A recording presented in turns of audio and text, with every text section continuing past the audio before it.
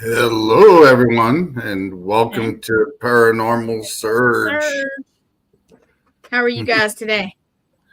I'm doing okay. It's been a long week, definitely for Yes. sure. We've had some cold weather over here in the little state of Illinois, and it's been going up and down, but yeah, Well, it's temperature pretty and sunny here, so you have a little bit of this. must be nice. I mean, heck, it was nice Sunday, and we've had anywhere from 50 to 40 since Sunday, and it's like I'll take back the 70s. Well, we have on Austin Light tonight, and he's a very cool young man, very talented, and I'm just going to bring him on. All righty. Hey, Hello. Austin. Thank you for showing up and coming and visit us. Well, thank you for having me again. Yeah. It's good seeing you, Gwen and Shawn. Yeah, it's nice to see you again. Anything new come up since we've last spoke? Well, not that comes to mind. The Kickstarter's up to about $500, so we got about 250 left before it's funded. It will not go through if it does not get funded. So, there's no guarantees in this world. So, but it has been on track to fund, so I'm confident that it will, and I appreciate everybody's support. And I hope that everybody comes out to look at it and pledge even just a small amount to it. If you are at all interested, it would be definitely worth pledging to, because I try to make everything well worth your money. So There you go. That's awesome. We're trying to help you out. So why don't you just tell everybody what I have the pictures. Would you like me to pop one of those up and you describe what's happening for those who don't know? Well, you can share my screen real quick. I do have my share screen in the bottom. I do. There you go. Oh, excuse me. It's okay. I'll just go through my website first real quick. This top banner, if you go to AmericanDemonComics.com, has the Kickstarter link in the image. So you just click on this top banner and it should take you straight to the Kickstarter. So that's easy to get to. And then if nothing else and you just want to see what I'm doing, you can subscribe to the mailing list at the top here and get updates on everything that I'm doing, including being a guest at the Paranormal Con. So it's a really good resource. Then I have the comic updates itself. So if you just want to read it, you can go over here and read these updates.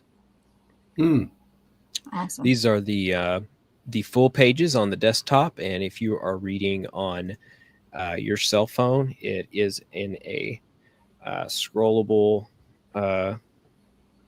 format. So I already have one of these updates pulled up right here, so you can just scroll to down to read it, and then it's all split into chapters. And again, it's well worth your time. In via issue 3.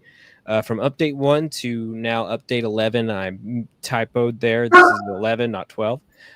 There are about 35 pages worth of content, so highly suggest going to check it out.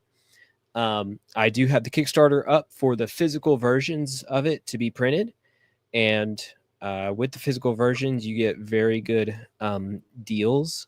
And first, I'm just going to go through what we have here. We have the standard cover that I made, and I like to have the main cover be the one that kind of shows what the guts of the comic are.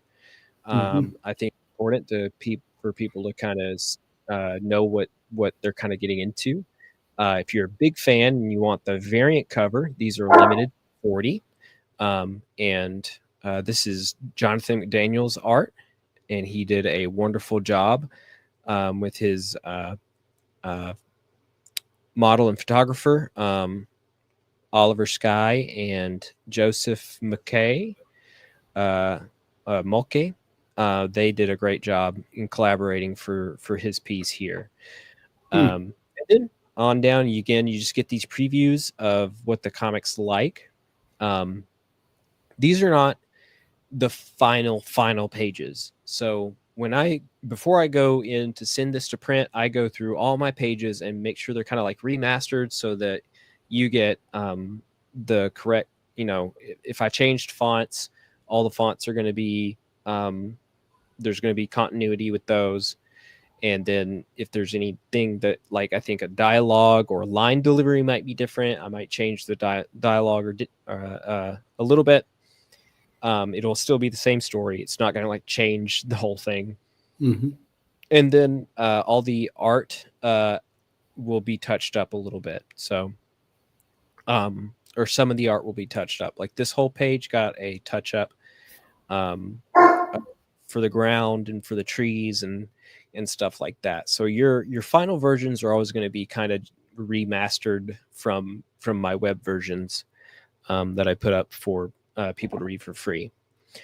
Then you have the variant covers, and this first one is limited. I only have 5 of those left now. 2 people have backed the King, so technically I only have 5 of these left.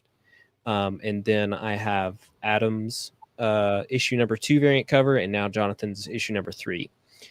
So those turned out really good. These are the stretch goals. So if we were to reach these funding goals past what the minimum is, you'd be getting these bonus rewards. So everybody that backs gets these rewards if this funding goal were to hit at this mark. So at the $1,000 mark, you get this glow-in-the-dark sticker. At the $1,250 mark, you get the Pandemonium Gym Starter Guide. That's a digital PDF for people that are getting started in the gym. And it kind of, I made it the Pandemonium Gym because that's the gym that Envy is going to work at. So it's kind of an in-world thing that I got to play with for this bonus. And it's going to teach you simple things like the hip hinge movement, how that's going to help you with doing squats and lunges, and is important in your daily movement, as well as positioning your shoulder girdle and like your shoulder blades and stuff like that for pushing movements. Really basic stuff that people usually don't get into when they first go into the gym, but it's some of the first things they should be looking at improving. At the 1,500 mark, you get the first 8 pages of my upcoming Western manga style Bigfoot project. So this is the first page, little preview, just so you get an idea of how that looks. And then I have a not safe for work pinup. This is opt in, opt out. If you don't want a naked person sent to you, you can just say no, I don't want this reward. If you do, you get a full res, not safe for work version of Fritz there. And all these are, if we reach those goals, everybody gets to have those bonuses. And then on here is some of the good words from some of my friends and comic book people in the community, such as Gary B, the casual comic guy, and Pocan Joe, saying very wonderful things about the comic, as well as my friend Michael, who does a lot of indie comic reviews. The rewards include your digital PDF, so you get your digital remastered version of Envy number 3 just for $6. After that is the signed Envy issue number 3 in PDF. So you'll get basically 2 things for $5 plus shipping for the physical version. Then you have the $15 Envy digital PDF catch-up. So if you are behind on the story, don't have all of them, and you want your remastered versions of the digital copies, you can get that. Up next for $20 is the signed version, plus, again, the digital PDF catch-up. And then we have the $30 variant cover tier. So if you want that beautiful lust cover of variant cover, you can pledge this to this one. I usually sell them for $35 at the booth, so you are getting a deal here. So you're getting your standard version as well as your digital PDFs, or I mean your variant cover as well, as well as PDFs. Then the Marquise is a $5 bump up, and you have all 3 of the standard covers, plus all 3 of the digital PDFs. And then finally, you have the King bundle, where you get all the you get the digital PDFs, catch-ups, and you get the variant covers, the very limited variant covers. And there's only 7 that I put in the quantity. 2 people have backed it, so there are now only 5 left.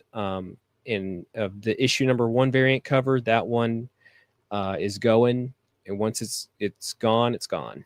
But if you want to collect it, I highly recommend backing the King tier. And that's pretty much everything for this Kickstarter. We're about 250 away from funding, so every little bit helps, and I really appreciate it. And again, I think it's well worth the pledge. That's awesome. I mean, the way you got everything broke down and set up for everybody, for sure. That's definitely interesting.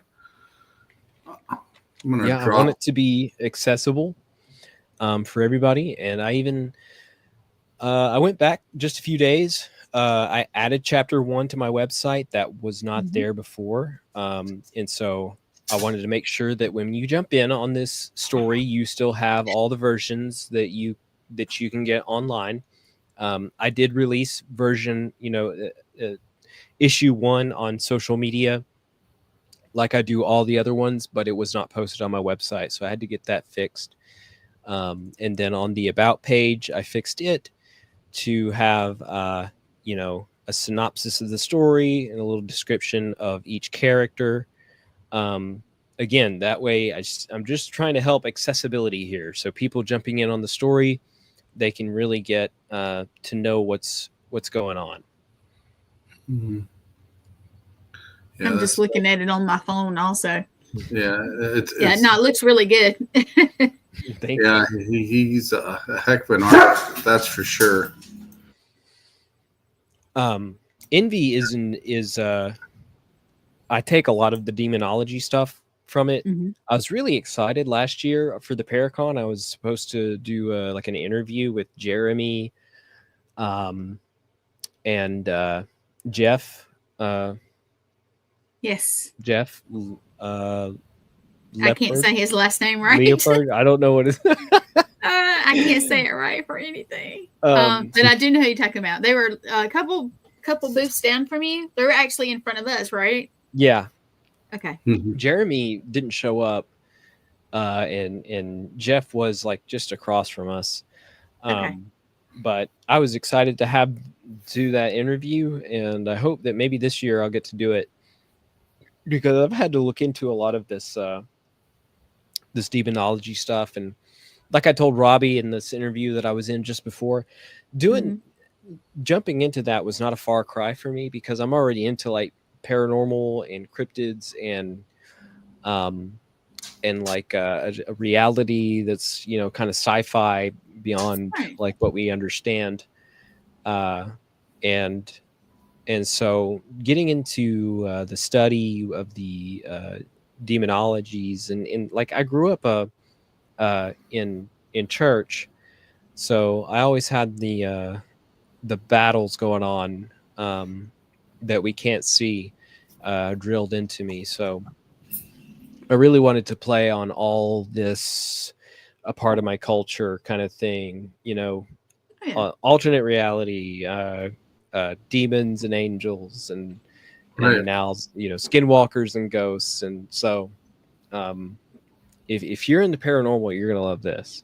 Oh yeah, I love it already. I'm sitting here trying to look and listen. Are you talking about Jeff Leeper? Yeah. Leeper, would you like to talk to him? I don't mind talking to him. I was excited because I was thinking that when I was going to get to interview them, that there might be some differences that they have, and I was going to try and see if I could bring that difference out and have them kind of, discuss that with each other.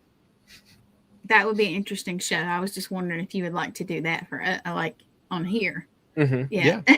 That would be nice. We could try. Definitely could try for you. I know Jeff probably would, but I will find out for you. I definitely will. So this year, are you going to dress when you come to the con? Yes. I plan on dressing. There are some events that I'm probably not going to dress for anymore. Just because I can't tell if people like if people feel intimidated or unsure about approaching me.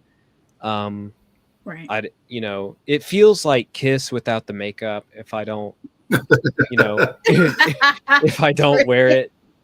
But at the same time, I also want to be approachable to people. So well, I guess I have a question since, I did watch the last show that you were on with Lee and Gwen there.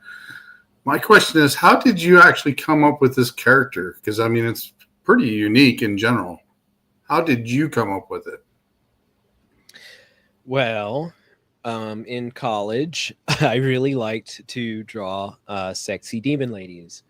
And I did that pretty frequently. And then one day I was like, I really want to make this a character.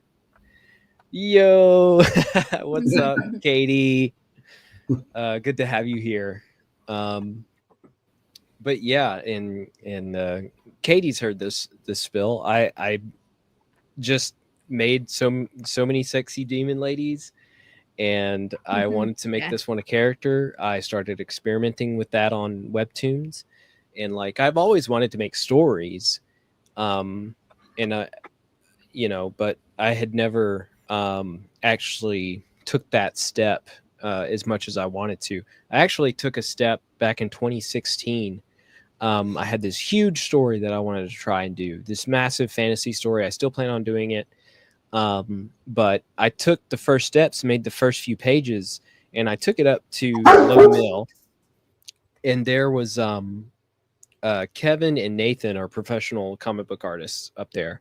I took these pages up there to them, and they were like, wow, you took the first few steps to do this, but we're gonna dissect these pages real quick. And they just slaughtered these pages, like with composition and panels and stuff, because I didn't know what I was doing when I made those pages. And so they're like, yeah, you probably want this facing this way, and you kind of want the eye to flow down the page this way, and you want to, you do this and do that. And so I was like, crap, I got to redo everything. Right. I know one thing, me being an artist myself and about sixth grade, I finally started getting the hang of everything, getting dimensions, getting the structure of everything. But one of the hardest things that I had a problem with for a long time, and that finally went into sync, is drawing the female body, because you got to draw it with a little finesse, and it can't be so muscular. It can't be this. It can't be that.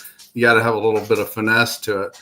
And it took me a little while to understand how to draw that in perspective to get everything in. Was that the same way for you as well? Yeah. There was kind of an ebb and flow through like the 2010s to 2020 when I was trying to do art and everything. Sometimes I had my peaks and my valleys in how I felt that I was doing. But once I started committing to it, these 2 or 3 years ago, I've put in hundreds and hundreds of hours now. And things that would have taken me, 20 hours to figure out before, it now takes me less than an hour.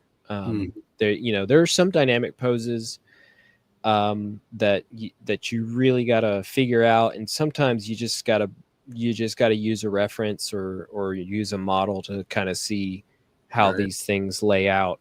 but I take it as and this happened with all the references I did. Still life, florals, any still life I did, it imprinted something in me Mhm. that, even if I'm not drawing the same plant or like the same person, Mhm. my brain just knows how to kind of fill in the blanks now because it did it before. So now there's kind of a muscle memory or something. Oh yeah, I would agree with that. As soon as you start drawing it, you'll never really forget it. And then even if you haven't picked up a pencil for a while, might be about 6 months, 7 months, and then all of a sudden you pick it up again.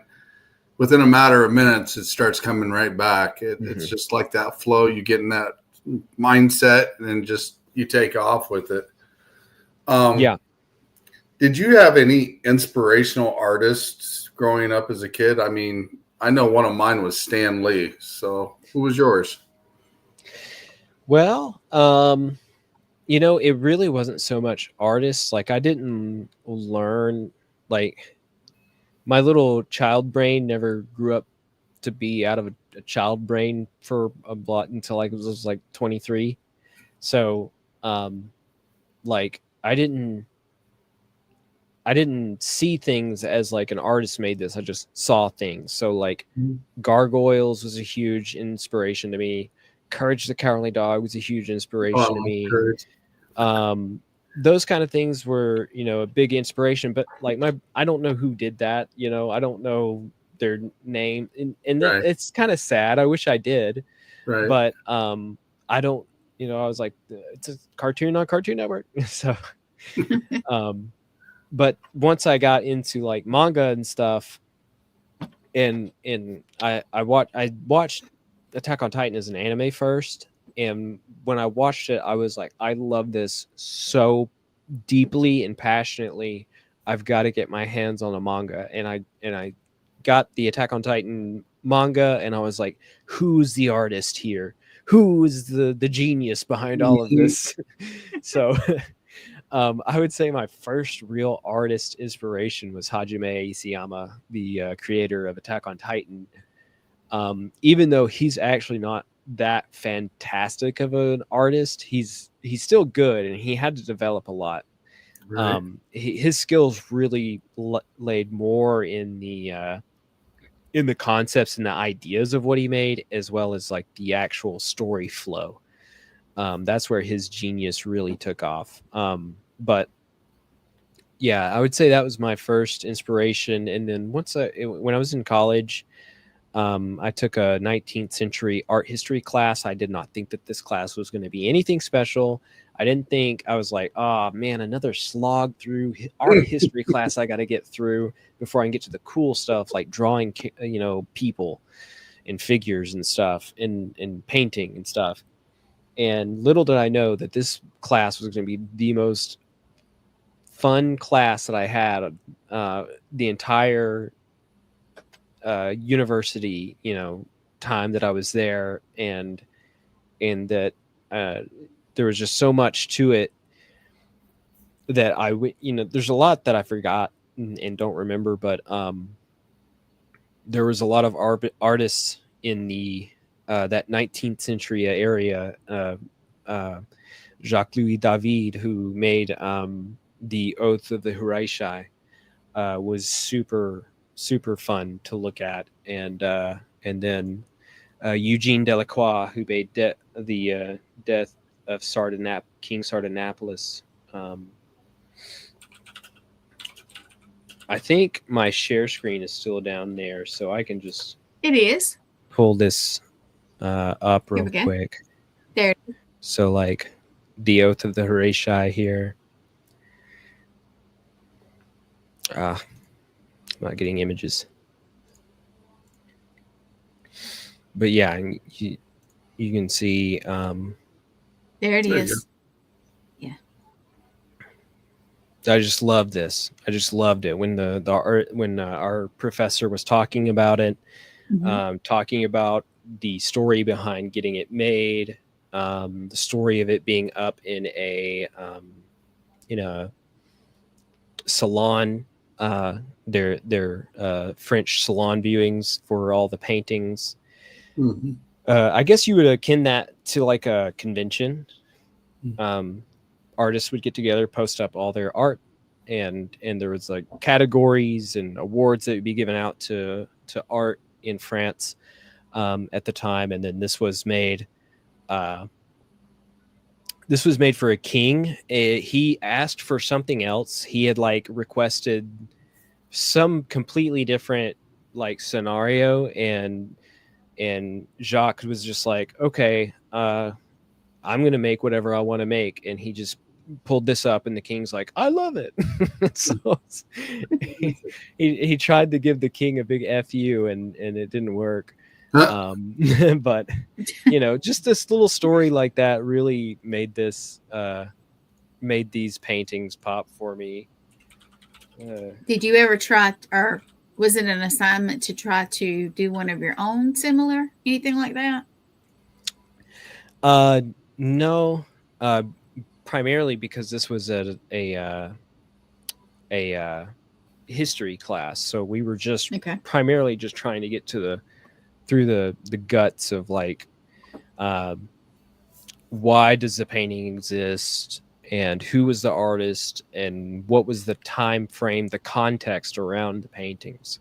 Mm-hmm. So that's and then we would talk about like the composition of it, and the symbolism that they would input in these things. So this was another one that I loved, and all these things really pointed back to Attack on Titan for me, or maybe a Game of Thrones kind of inspiration, like the other way around. So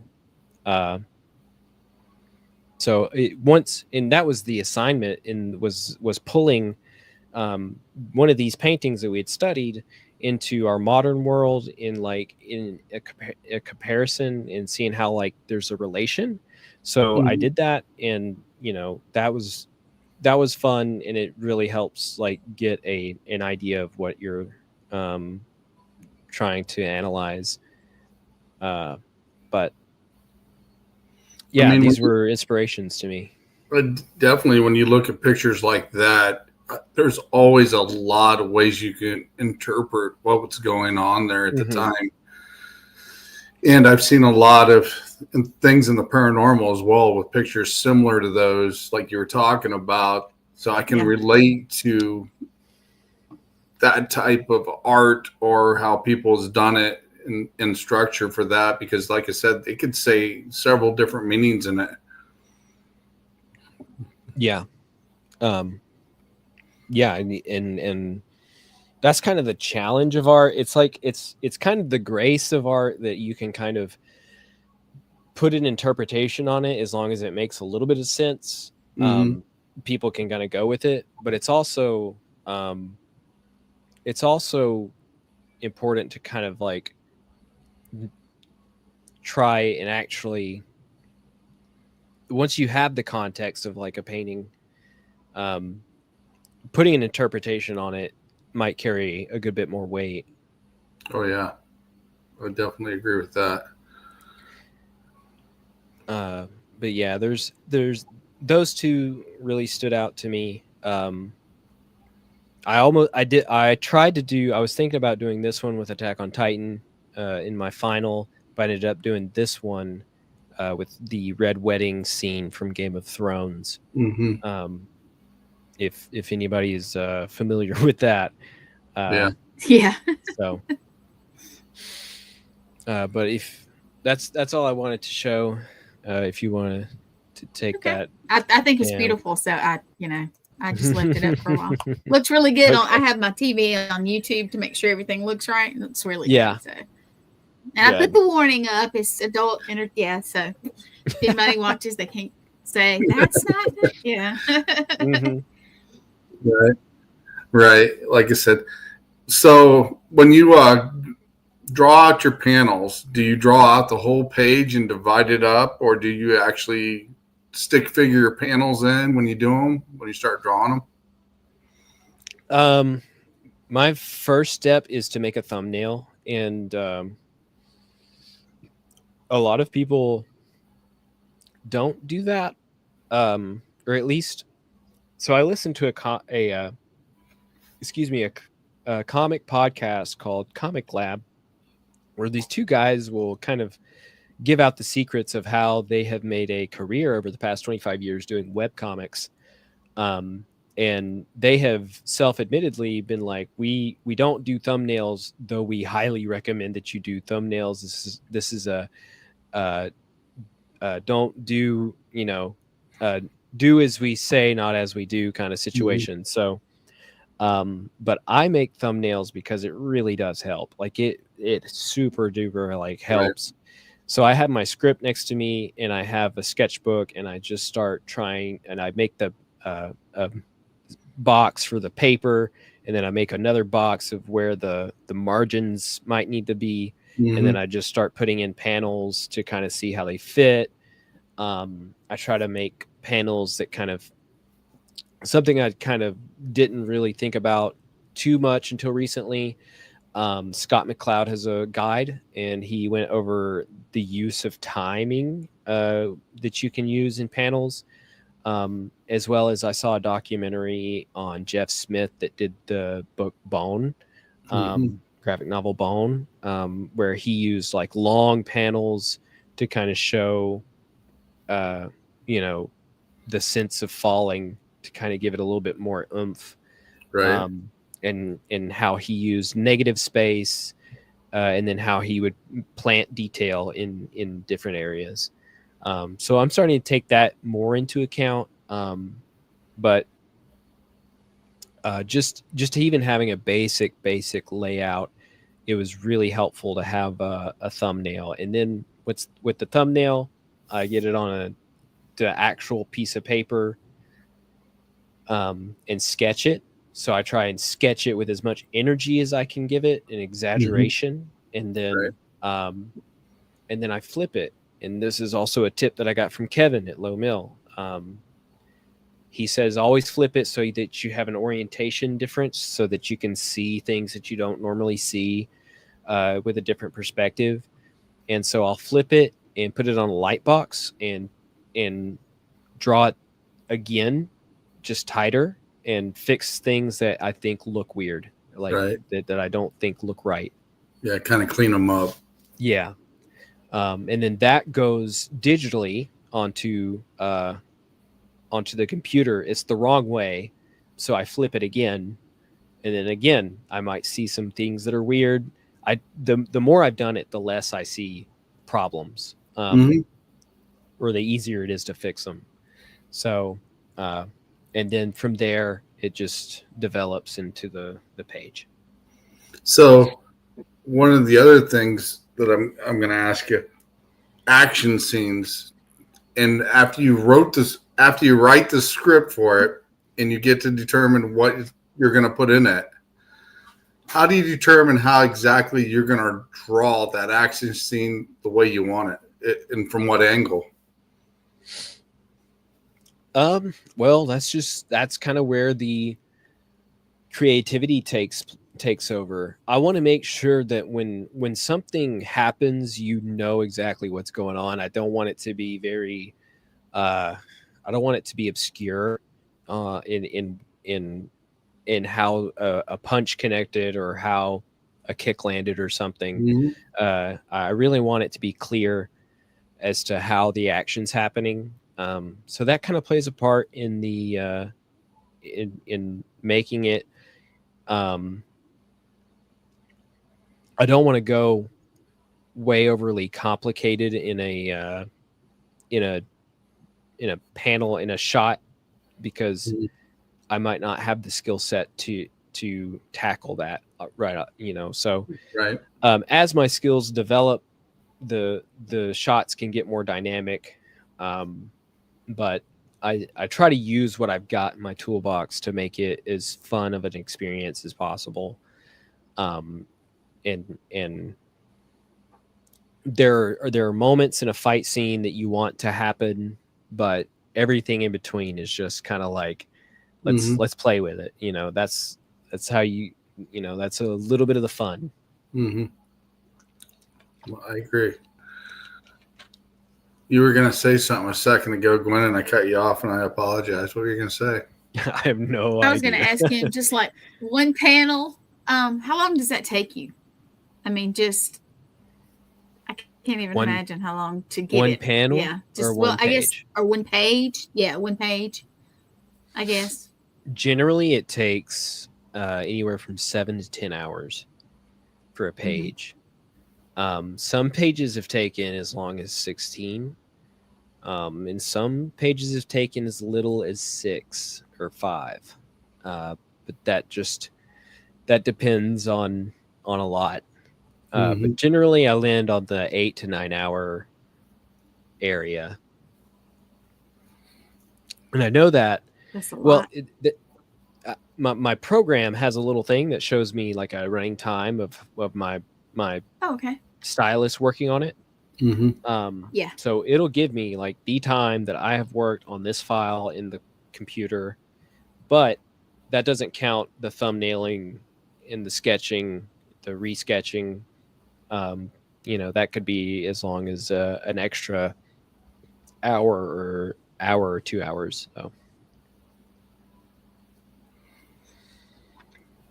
That's still a lot, and you do very well. So yeah, I can't draw stick figures, but that one over there, he can draw. So yeah.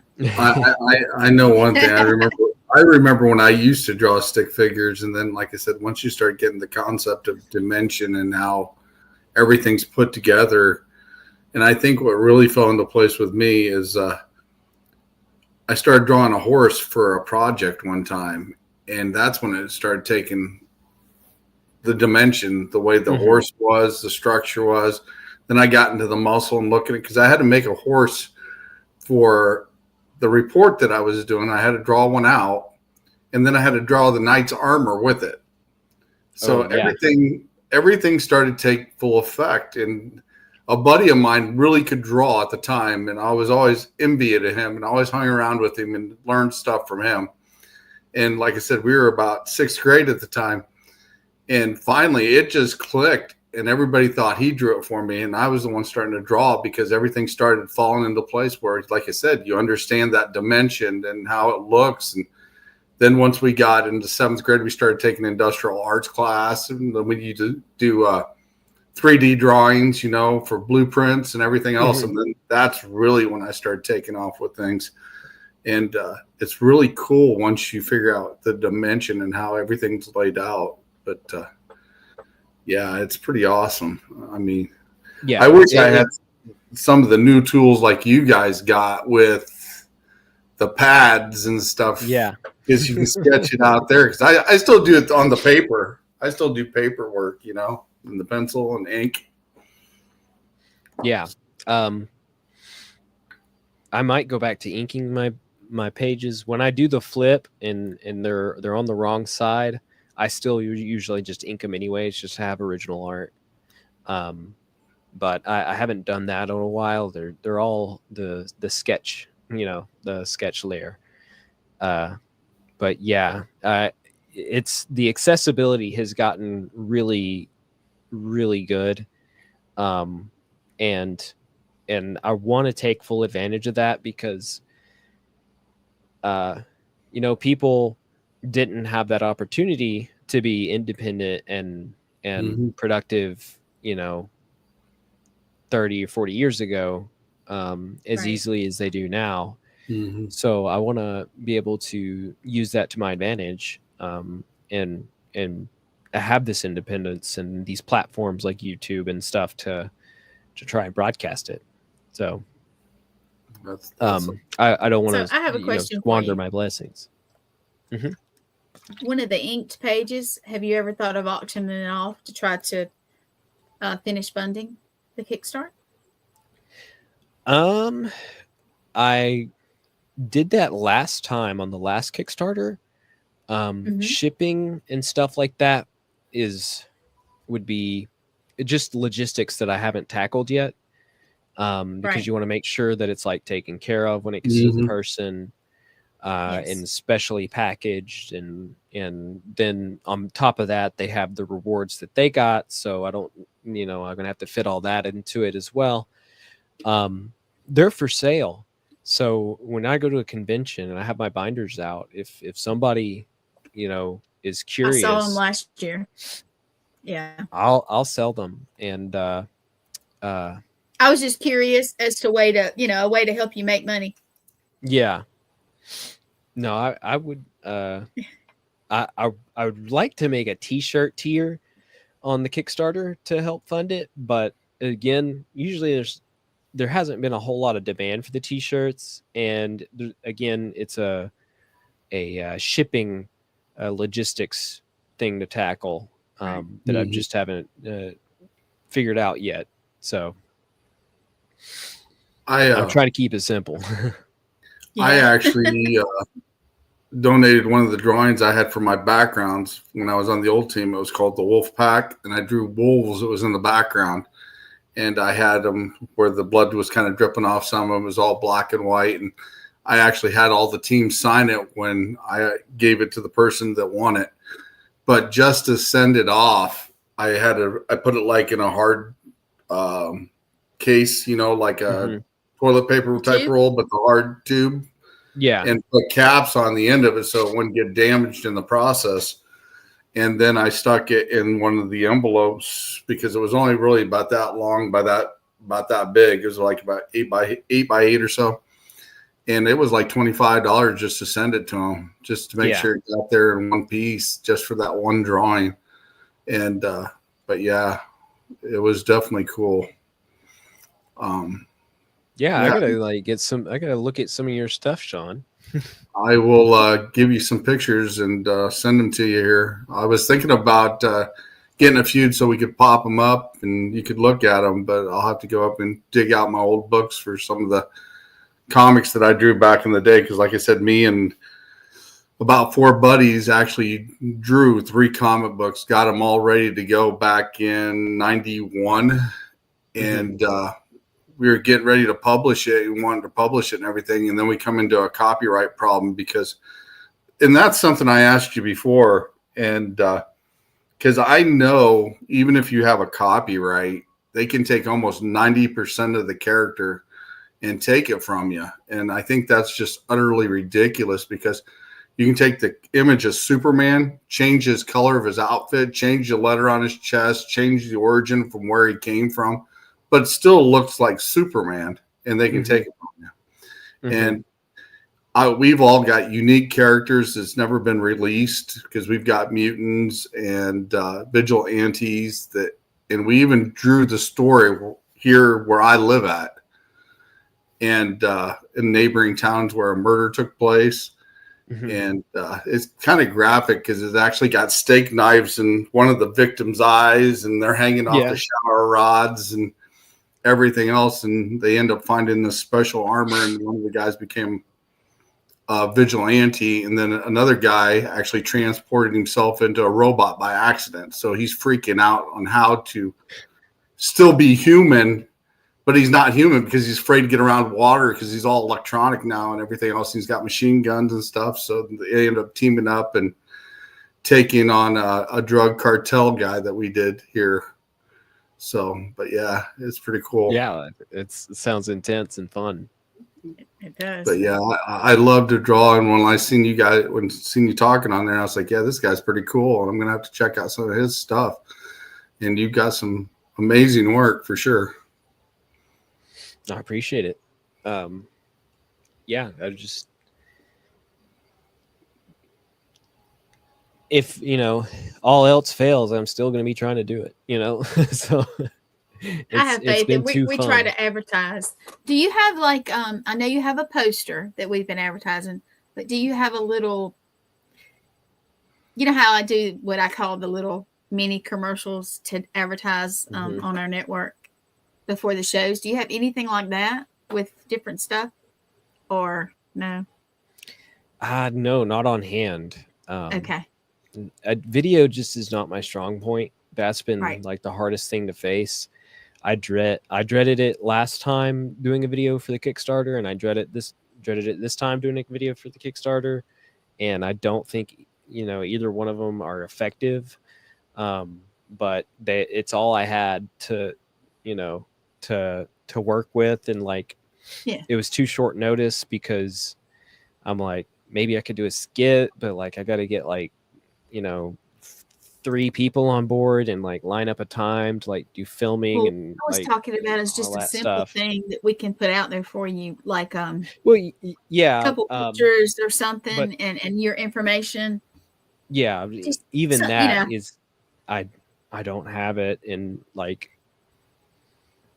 I don't know how I would make one. I don't know how to make one and make it effective. Right. Maybe we can sit down and help him out with that. That's what I was going to say. You need to talk to me later because Okay. I want this to go so bad. So you guys, if anybody's watching now, or because we do have people that come back and just watch it, and we have our diehards and everything, and the counters that you see, if you can see any, those are not right. So anybody, even whatever you can give to help him, I think it's great. I saw some of his stuff in person, and it was very good, very good. Yeah, we've got a couple of them here we can show. Yeah, show some of it. It's Like great. this one. I mean, he goes into pretty good detail with some of his stuff. He's got some shadowing and shading in there. And it looks like he draws panels pretty clean, too.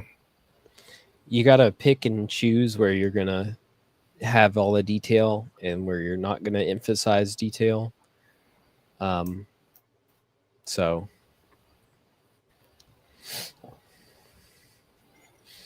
that one was a fun one to draw. Cool. I really loved that. That looks fun. I can't wait for Michael to get back into the picture in issue 4. That definitely looks like one when you start drawing it, you just get lost in the drawing. Yeah.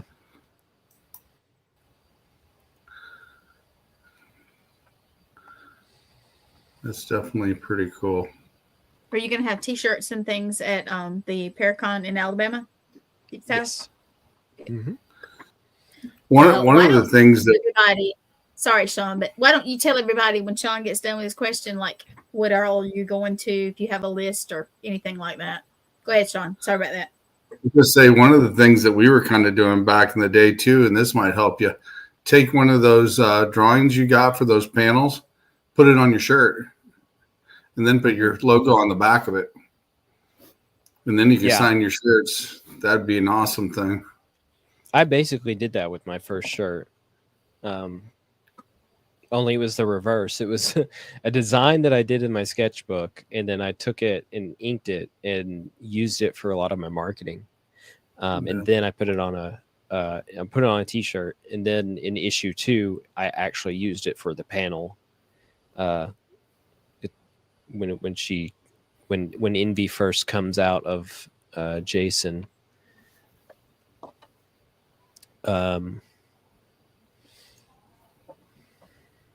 I could pull it up but I'll have to just quickly skim for it. Is page. It's my thumbnail for this one. So it's super zoomed in here. Yeah. Do you want me to show it? You ready? Yeah. So this one where she's kind of coming together as flesh, that was on a T-shirt, and that sold pretty good. But it's got to mean something. It's kind of like this had a big cool factor. Like this was like really cool, and it was also very, very obvious, like kind of what's going on with it. So people, I think, really were attracted to it as a T-shirt. And I also was like selling them for like $25 at the time.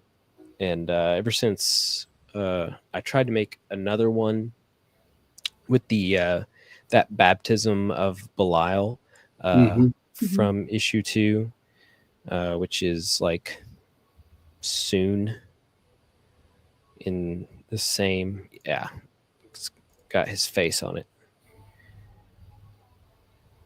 I made another T-shirt with that, like the one with the sticker. that panel there. Mm-hmm. But Is I that haven't the been able to sticker really right there? sell it. That is it. Mm-hmm. Mm-hmm. Yeah, y'all just had it pulled up. Or forgot. Interesting. So t-shirts are tricky, Yeah. and they're a large investment. Okay, so why don't you tell everybody where you're going to be at soon or next? Yeah. So I will be. They are. We have that the problem next also. thing is in Huntsville at the Deep. I'll be there for Free Comic Book Day when that kicks off. I'll be there just for the day, and then I have a long pause until August, and then I have this Deep South Paracomic-Con. I'll be a guest there, and you can come take pictures, get stuff signed, and then in August, t-shirts. the last day of August is the Anime Verse convention in Chattanooga, and that's going to have like a crossover of anime stuff and like the WrestleMania and WWE wrestling kind of stuff, which is going to be a real fun mix in Chattanooga. So that's all I have on the docket this year. I'm really trying to get into the Huntsville Expo. Our pop culture expo here is massive. They were gonna have Zachary Levi there, but he had to dip. But they still have like this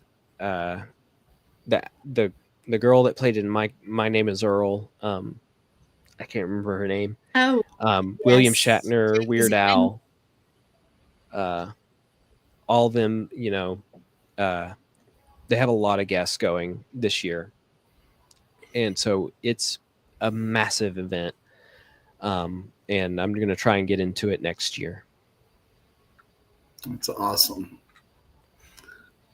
Well, we definitely will advertise for you. I've actually put it on my show for the Eternal X Wolfpack Paranormal. I put it on the ending credits there and showed it for you as well. And I will keep putting it out there for you as well. I think you're an up and coming great artist, and I think a lot of people should see it for sure. And it's definitely an interesting storyline as well. So I do have one last question real quick before we take off. How long does it take you to do this? That is one of the most frequently asked questions. It takes me a little less than an hour. It takes me about 40 minutes to get my makeup on. Putting on the outfit itself is pretty quick. I'll have my hair back and I'll have all my makeup on ready to go. And then I'll get to the event, and then that's when I put my horns on, and I might put my contact lenses in, and then let the hair down. Do you ever? So I remember last year you were having shoe issues. Did you get those done? Get those adjusted? That just comes with the territory when you're wearing heels. Oh yeah, it does. It does. They make good pictures, though. Definitely unique. Have you ever scared anybody and they just kind of look at you funny? And I scared Jeff last year. He did. He did. I don't think he likes it. A lot of people come up to the booth, especially kids, and they'll ask a question, and they haven't heard me speak yet, and I'll say something, and they.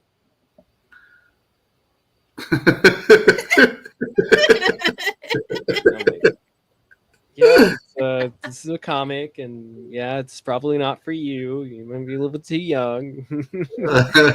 Yeah, I mean, it's not just kids, but it's usually them. They always have to have like a double take or a triple take.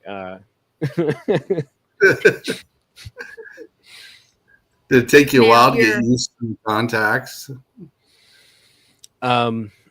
It's I've worn contact lenses since I was in 5th grade, so was no big deal putting contact lenses in. Now they are a little different than regular contact lenses. Mm-hmm.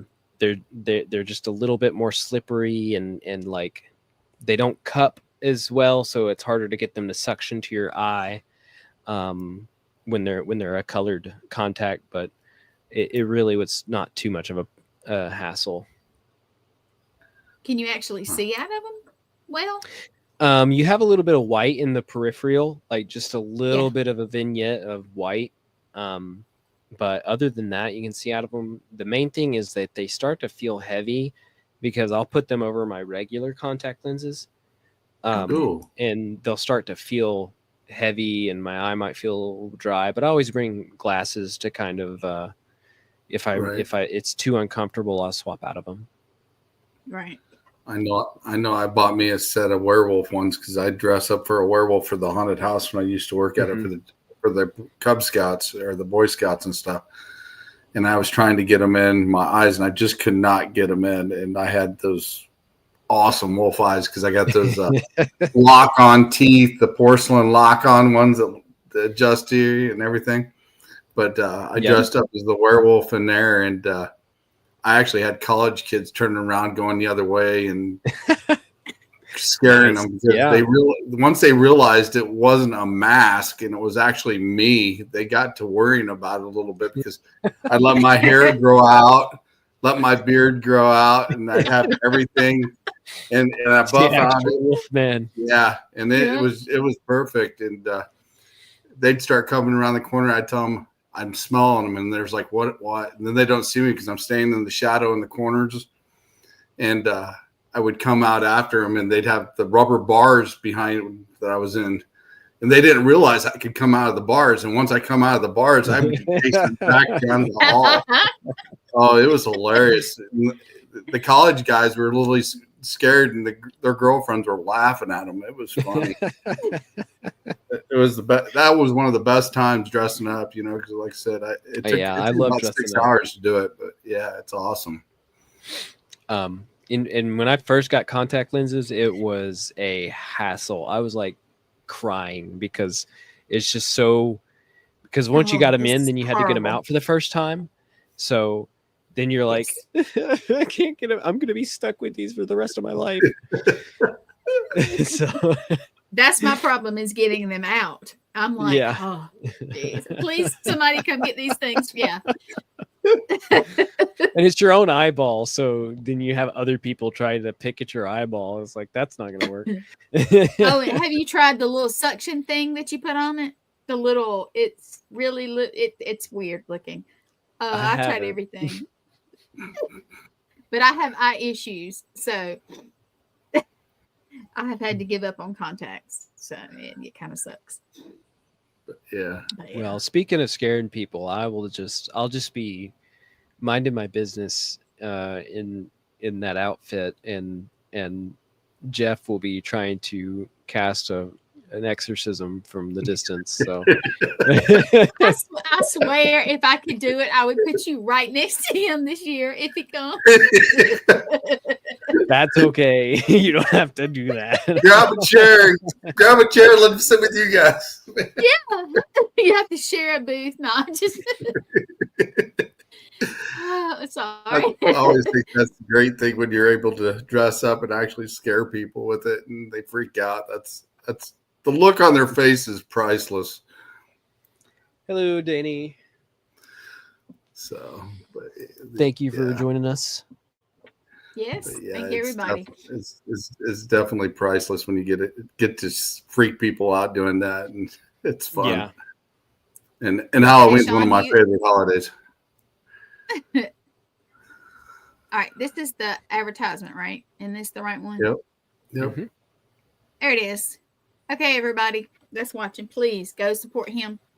Go support Austin. He's awesome. Yep, he's pretty awesome.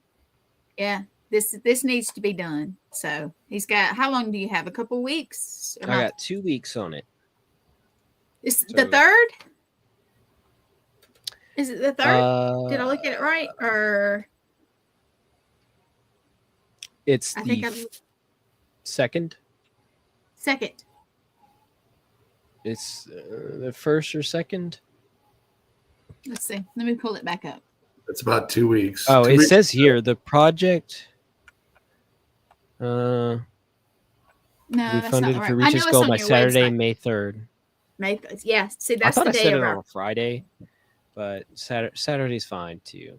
But Well, that's I'd the like it day on. of our powwow, actually. Mhm. So I would love for you to message us, and I'm crossing my fingers that it'll go. Oh, yeah. I would love to know Sure. progress. Yes, because we'll run this every day for you. Matter of fact, all the shows I'll try to do it maybe in the middle. That's when the most people are watching. I'll try to do that. And then, I'll try like I to said, run it. I've been advertising it on my show starting Mhm. last week. So it's definitely starting to get some time on it. So you're getting out there for sure.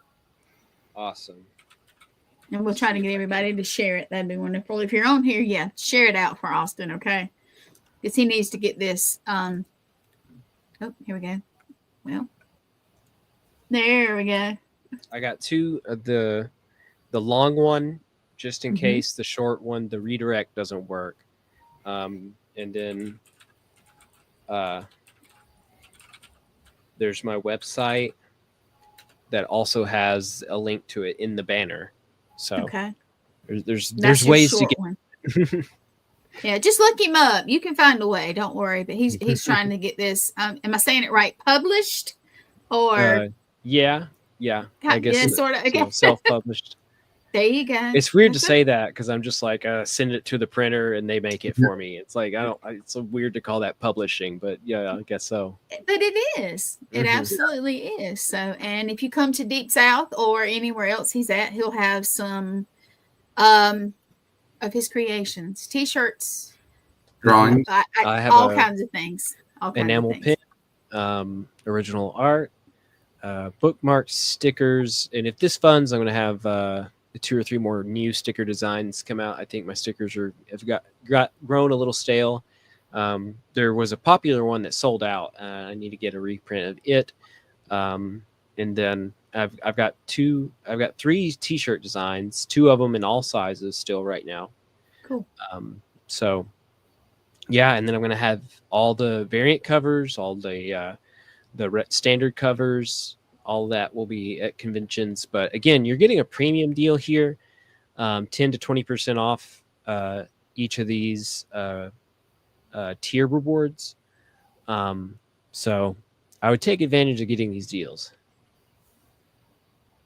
Absolutely. And I know my girl Lee, she loves any kind of comics, but she loves you. So you have been adopted. She was watching, but she may be with her honey right now. So, but I know she'll go back and watch. Gwen, maybe he said, he wanted to have kind of something of his own in the future. Maybe we can pull him. Yeah, I'm going to talk to him after the show. If you can hold on for just a minute, Okay. I'll try to get your little what you wanted done, and maybe if you'd let us broadcast it, that'd be awesome. So, I'm going to work on that for you. So, well, guys, it's over an hour, which is fine. We don't have anything else tonight. But please support Austin, and we're going to, I probably will run this episode again just because I just want you to get this done so bad. I just really Yeah, do. most definitely. I do. I do. You've been adopted, so we're going to support you. Yeah, and hopefully it'll get done. Please, Mm-hmm. And it's well worth it. And definitely, if you've missed what we've talked about and want to see Austin again, he'll be coming on June something. Trying to think of here. June 1st on Eternal X Wolfpack Paranormal. We'll have him on there as well. That's Sunday nights. So. I'll be on Amy and Kevin's show, Wicked Paranormal, next Wednesday, and then Wednesday after that, I'll be on Lee's show. So that's awesome. Which I'm one? glad you're. Which show? Litriana's. I don't remember if she didn't tell me which one exactly it is. So I don't know. Well, I'm her producer, and I have so much going on in the brain, I get scrambled, so I can't remember which one. But yeah, But we're trying to we're be out there as much as possible. Yeah, most definitely. And I will help you as well. Just like I said, we've been advertising it on the Eternal X Wolf Pack as well. So this is cool. This is awesome. And I hope you get her off the ground and make something out of this for sure. Oh, yeah. Absolutely. I can't wait. Well, we're going to drop you down for a second. And if you'll hold on, I'm going to try to help you out with what you wanted done. So just hang on with us for a minute. All right. So I'm going to drop you down. And thank you for coming. Thank you, everybody, for watching. And we are actually the guest that we were supposed to have next week. We're going to have to reschedule. So I don't know who to tell you yet, but we will put it out there. Oh, yep. Kathy, thank you. Kathy's sharing it out and everything. Thank you. And yeah, we'll let you guys know. Of course, I always make the little commercials and we advertise. So again, thank you for joining. Support Austin. And Shawn, what else? What do you got for us? This week now we have on the Eternal X Wolf Pack Paranormal coming up on Sunday at 7 p.m. Central. We will have the CEO of All Access Network Television. Yes. Miss Triana Brown. She will be my guest, and we'll be talking about the network and some paranormal stuff as well. And what's to come when I go visit them, May 3rd, maybe. So we're going to have a good time. You guys, yep. All right, well, we're going to tell you good night. Thanks for joining, and we will see you next week or Sunday on his show. Or one of the other shows on the network. So any of them, thank you for viewing. And you want to tell them good night? Close us out? Have a great night, everybody. And we'll see you this weekend. And have fun. Bye.